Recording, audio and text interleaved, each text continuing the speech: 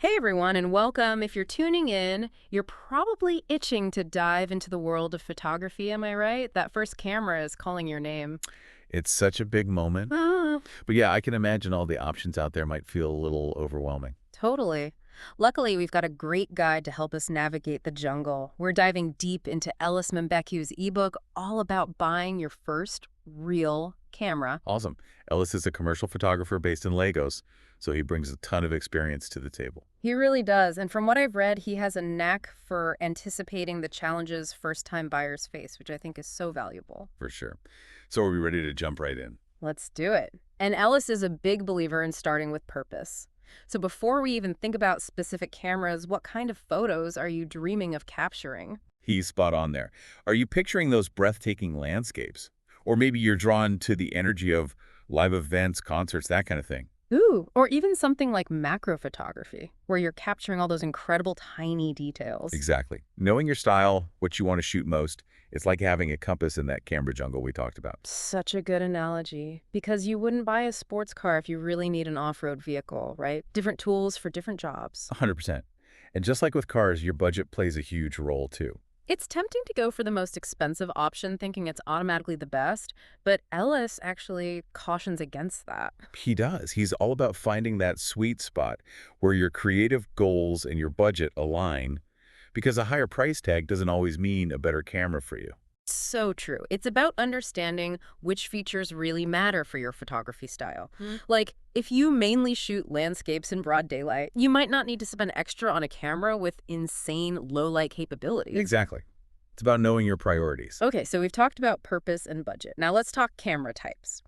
Ellis breaks it down into a few main categories: point and shoots, DSLRs, mirrorless cameras, action cameras, and of course those smartphones that are always in our pockets. All the big players. So point and shoots, I feel like I haven't seen one of those in ages. I know what you mean. They've definitely taken a bit of a back seat, especially with smartphone cameras getting so good. Makes sense. But Ellis does mention that they can still be a good fit for certain situations, right? Right. If you want something super simple and budget-friendly, maybe for a young photographer who's just starting out, a point and shoot can be a great way to get their feet wet. It's like the training wheels of the camera world. I like that. But for those of us who are ready to ditch the training wheels, DSLRs and mirrorless cameras are where it's at, right? They're like the workhorses of the photography world, offering amazing image quality and a ton of control. I was reading that DSLRs have been the gold standard for years, but mirrorless cameras are becoming super popular. Why is that? Well, one thing that Ellis points out is that mirrorless cameras are often lighter and more compact, which is a big plus for travel or street photography. That makes a lot of sense. No one wants to lug around a heavy camera all day. Right. Plus, mirrorless cameras have this cool feature called silent shooting. Silent shooting. Tell me more. They don't have that mechanical mirror flipping around inside like DSLRs do, which means no loud clack every time you take a picture. Oh, wow. So you could be photographing a wedding ceremony or a sleeping baby, and it would be totally discreet. Exactly. That's amazing. But I'm guessing there's gotta be a trade-off somewhere. Are mirrorless cameras more expensive than DSLRs? They can be, especially for the higher-end models. Since the technology is still relatively new, you'll often pay a bit of a premium for those advanced features. Gotcha. So it's all about weighing the pros and cons and deciding what matters most to you. Exactly. Okay, let's switch gears for a sec and talk about action cameras. I feel like we've all seen those mind-blowing GoPro videos. They're everywhere for a reason. What makes them so unique? Ellis highlights their durability. They're built to withstand pretty much anything you can throw at them, which is perfect for capturing those extreme adventures. You can take them underwater, mount them on helmets, bikes, drones. The possibilities are pretty much endless. Right, they're small but mighty. Speaking of small but mighty, we can't forget about the cameras we have with us all the time, our smartphones. I feel like the camera technology on those things just keeps getting better and better. It's honestly incredible how far they've come. The multiple lenses, the computational photography, they can do some pretty amazing things. For sure. But even with all the fancy features, they still have their limitations, right? Absolutely. One thing Ellis mentions is that while smartphone cameras are getting much better in low light, they still can't quite match the quality you'd get with a dedicated camera, especially those with larger sensors. It's physics, right? Those smartphone sensors are tiny. Exactly. They just can't capture as much light as a bigger sensor. Okay, so we've covered a lot of ground talking about the different types of cameras out there. But now let's zoom in on something that's super important, and that's image quality. This is where things get really interesting because it's more than just about megapixels, right? Exactly. When I was first learning about cameras, I thought megapixels were the be-all and end-all, but it turns out there's a lot more to the story. There really is. Megapixels are just one piece of the puzzle. They basically tell you how many millions of pixels are in your image, which determines how large you can print a photo before it starts to look pixelated. But the real MVP of image quality is sensor size. Okay, sensor size. Ellis talks about this quite a bit in the ebook. Can you break it down for us? What's the big deal with sensor size? So, think of it this way. Imagine you have a window, letting light into a room. A bigger window lets in more light, giving you a brighter and clearer view. Right, okay. Yeah, that makes sense. A camera sensor is kind of like that window. It's what captures the light coming through the lens to create the image. So a larger sensor can capture more light, which generally translates to better image quality, especially in challenging lighting conditions. So if you're shooting in low light, like indoors or at night, a camera with a larger sensor is going to give you better results. Exactly. You'll get less of that grainy look, what photographers call noise, that you sometimes see in photos taken with smaller sensors, like those often found in smartphones. That makes a lot of sense. So bigger sensor, better image quality. Are there different sizes of sensors? I remember reading something about full frame sensors. You're right, there are. Ellis dives into the different sensor sizes out there, like full frame, APS-C, and micro four thirds. Without getting too technical, full frame sensors are the largest and generally considered the best, but they also tend to be the most expensive. So there's that trade-off again, price versus features. It seems like a common theme in the camera world. It definitely is. But even if you're on a budget and can't afford a camera with a full-frame sensor, there's still plenty of great options with APS-C or micro four thirds sensors that can produce amazing images. That's good to know. So we've talked about camera types, we've talked about sensor size. What else do we need to know about before diving into the world of lenses? Actually, I think lenses are a perfect segue from our discussion about sensors because they work together to shape your photos. Oh, that's right, lenses. They've always seemed a bit mysterious to me. Like, I know they're important, but figuring out which lens does what has always been a bit of a head scratcher. I hear you. It can definitely feel overwhelming at first, but think of lenses as the artists of your camera kit. They literally shape how you see and capture the world. I like that. They each have their own personality and style. Exactly.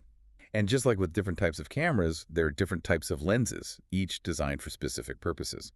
Ellis breaks down the main types: standard, zoom, wide angle, telephoto, and macro. Okay, let's break it down then. Starting with the standard lens. What's so special about this one? Well, a standard lens is like your all-around trusty sidekick.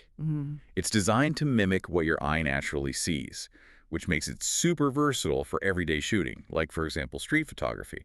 You're capturing life as it unfolds naturally, and a standard lens lets you do just that without any dramatic distortion or compression. So if you're just starting out and want a single lens that can handle a variety of situations, the standard lens is a good go-to. Absolutely. It's a great all-rounder.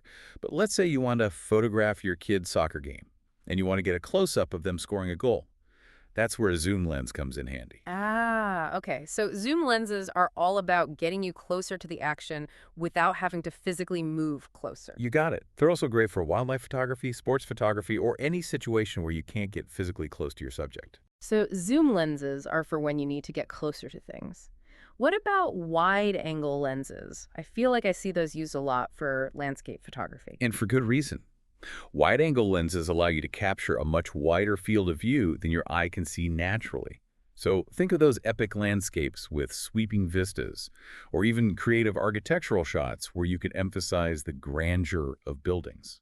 That makes sense. So it's like you're fitting more into the frame. What about telephoto lenses? Are those just super-powered zoom lenses, or is there more to it? They do have some serious zoom capabilities, but their real strength is in something called compressing perspective. Have you ever noticed how in some portraits the background looks beautifully blurred, making the subject really pop? Yeah, I love that look. It's so dreamy. That's often achieved with a telephoto lens. They compress the distance between the subject and the background, creating that blurred background effect, which photographers call bokeh. Bokeh. I love that word. It sounds so fancy. It does, doesn't it? Yeah. But it's a great example of how lenses can completely change the look and feel of your photos. Totally. This is making so much more sense now. Okay, one last type of lens. Macro lenses. Those are the ones for all the tiny details, right? Like I'm imagining those extreme close-ups of insects or flowers where you can see every little detail. You nailed it. Macro lenses are all about revealing the beauty of the miniature world. They allow you to capture those intricate details that we often miss with the naked eye. It's like opening a door to a secret world that's hidden in plain sight. I love that description. Okay, so we've covered camera types, we've talked image quality and sensor size, and now we've explored the amazing world of lenses. We're on a roll. What's next? Well, before we get too carried away with all the cool cameras and lenses out there, there's one more thing that Ellis emphasizes that we need to talk about, and that's the importance of. Accessories. It's like you wouldn't go on a hike without proper gear, right? Exactly. The right accessories can make a huge difference in your photography. Okay, so what are we talking about here? What kind of accessories are essential for someone just starting out? Well, Ellis talks about a few must-haves. Tripods, for starters. They might not seem like the most exciting purchase, but trust me, they're game changers. Yeah, I can see that, especially for things like low-light photography where you need that extra stability. Exactly. And they're not just for keeping your camera steady. Tripods open up a world of creative possibilities, like those stunning long exposure shots where you can capture the movement of water or clouds. Oh, yeah, those are so cool. It's like you're freezing time. Exactly. And another accessory that Ellis is a big fan of is an external flash. Okay, so what's the advantage of an external flash over the built-in flash that most cameras have? Control, mainly. Yeah. An external flash gives you so much more control over the direction and intensity of the light, which can make a huge difference in the quality of your photos. Plus, you can avoid that dreaded red eye effect you sometimes get with built-in flashes. Red eye is the worst. Okay, so tripods and external flashes, got it. What about memory cards? It seems like that's pretty straightforward. It is, but you'd be surprised how many people forget about memory cards until it's too late.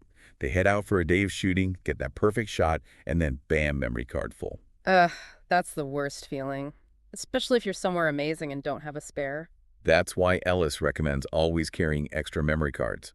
And on that note, don't forget about spare batteries. Imagine being out in the field, capturing those once-in-a-lifetime moments, and then your camera dies. My heart just sank thinking about that. Okay, so spare batteries and memory cards are definitely going on the shopping list. So we've covered camera types, image quality, lenses, accessories. Is there anything else we need to know before we head to the camera store? Just one more thing, and it might be the most important tip of all. Do your research. Oh, good point. It's tempting to just get caught up in the excitement and buy the first camera that catches your eye. Right. But like with any big purchase, it's so important to do your homework. Ellis recommends checking out websites like DPreview and TechRadar, which have really in-depth reviews that go beyond the marketing hype. I love those sites. They break down all the technical stuff in a way that's easy to understand, even for beginners. Exactly. And don't be afraid to read reviews from other photographers, too. They can give you some really valuable insights into the pros and cons of different models. It's like getting the inside scoop from people who have actually used the cameras. Exactly. I'm so glad we had this deep dive. We covered so much, from understanding the different types of cameras and lenses to really honing in on what makes a great photo. It's been so much fun exploring this world with you. It really has. A huge thank you to Ellis Mbeku for his amazing ebook. It's given us so much to think about. Absolutely. And to all of you listening, we hope you feel inspired to grab a camera and start capturing your own unique view of the world. Remember, the best camera is the one that you have with you. So don't be afraid to experiment and have fun. I love that. Until next time, happy shooting.